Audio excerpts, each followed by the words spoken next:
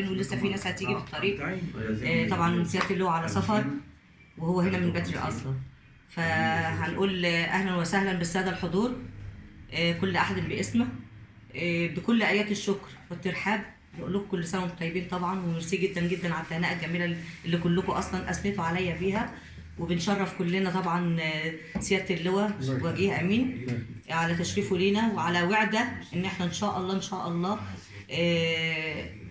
هيحتوي الجمعيه بالفكر الجديد، بالثقافه الجديده، بالاساتذه اللي موجودين دلوقتي، كل احد باسمه برضه.